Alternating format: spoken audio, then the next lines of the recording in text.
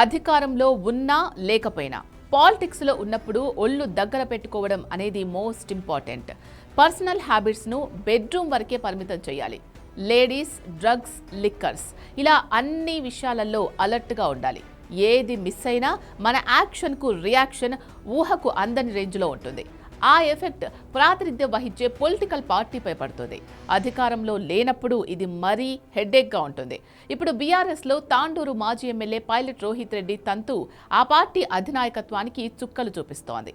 ఒకప్పుడు బీఆర్ఎస్ పార్టీలో fire brand నేతగా, ఎమ్మెల్యేల కొనుగోలు కేసులో హీరోగా ఫోజులు కొట్టిన పైలట్కు ఇప్పుడు సొంత పార్టీలోనే పొగ మొదలైంది. డ్రగ్స్ దెబ్బకు బీఆర్ఎస్కు ఆయనపై ఉన్న మత్తు దిగిపోయింది అనే టాక్ నడుస్తోంది. అందుకే ఇప్పుడు పైలట్ను కారు దించడానికి రెడీ అవుతోంది బీఆర్ఎస్ హైకమాండ్. గులాబీ పార్టీ అంబుల పొదిలో బ్రహ్మాస్త్రంలా ఒక వెలుగు వెలిగిన పైలట్ సాబ్ పొలిటికల్ కెరియర్కు ఎండ్ కార్డు పడే సిగ్నల్స్ వస్తున్నాయి. పైలట్ను వదిలించుకోవడమే పార్టీకి క్షేమమని అధిష్టానం ఒక నిర్ణయానికి వచ్చినట్టు తెలుస్తోంది.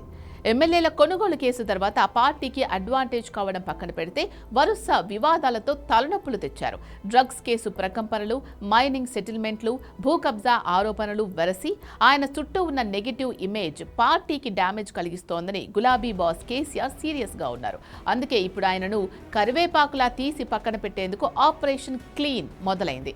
ఇదే టైంలో రోహిత్ రెడ్డికి అత్యంత ఇష్టమైన, వివాదాలకు కేర్ ఆఫ్ అడ్రస్ గా మారిన ఆయన ఫామ్ హౌస్ ను సీజ్ చేసే దిశగా అడుగులు పడుతున్నాయి.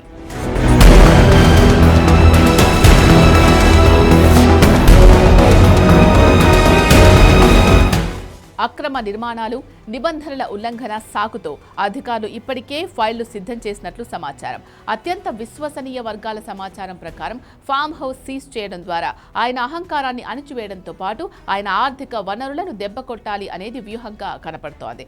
గతంలో ఇదే ఫామ్ హౌస్ వేదికగా జరిగిన ఎమ్మెల్యేల కొనుగోలు డ్రామా ఇప్పుడు ఆయనకే శాపంగా మారబోతోందని టాక్. బీఆర్ఎస్ గేట్లు క్లోజ్ అవుతూ ఉండడంతో పైలట్ ఇతర పార్టీల వైపు కన్నేసినా అక్కడ కూడా ఆయనకు నో ఎంట్రీ బోర్డులు కనిపిస్తున్నాయి. ఆయన నమ్మక ద్రోహం చేస్తారు అనే ముద్ర పడ్డంతో ఏ పార్టీ కూడా చేర్చుకోవడానికి సిద్ధంగా లేదు. అటు పార్టీ లేదు, ఇటు పవర్ లేదు. పైగా పాత కేసులు వెంటాడుతున్నాయి. వెరసి రోహిత్ రెడ్డి చుట్టూ ఉచ్చు బిగుస్తోంది. తాండూరులో పార్టీ క్యాడర్ కూడా రోహిత్ రెడ్డికి దూరమైంది. ఆయన కేవలం సెటిల్మెంట్లకే పరిమితమయ్యారని, ప్రజా సమస్యలు గాలి కొదిలేశారని స్థానికంగా తీవ్ర వ్యతిరేకత ఉంది. ఈ వ్యతిరేకతను పసిగట్టిన బీఆర్ఎస్ అధిష్టానం కొత్త నాయకత్వాన్ని ప్రోత్సహించే పనిలో పడింది. ఎటు నుంచి ఎటు చూసినా ఇప్పుడు నేల చూపులు చూస్తున్న రోహిత్ రెడ్డికి గడ్డుకాలం మొదలైంది. ఒకప్పుడు పార్టీకి సార్ అనుకున్న నేత ఇప్పుడు పార్టీకి వైరస్లా మారారని చర్చ జరుగుతోంది. గత కొంతకాలంగా పార్టీ కార్యక్రమాలకు రోహిత్ రెడ్డి దూరంగా ఉంటున్నారు. అధిష్టానం కూడా ఆయనకు ఎలాంటి ప్రాధాన్యత ఇవ్వడం లేదు. ముఖ్యంగా గత ఎన్నికల తర్వాత పార్టీ అంతర్గత సమీక్షల్లో ఆయన తీరుపై తీవ్ర విమర్శలొచ్చాయి. దీంతో ఆయనను వదిలించుకోవడమే పార్టీకి శ్రేయస్కరమని గులాబీ బాస్ భావిస్తున్నట్లు సమాచారం.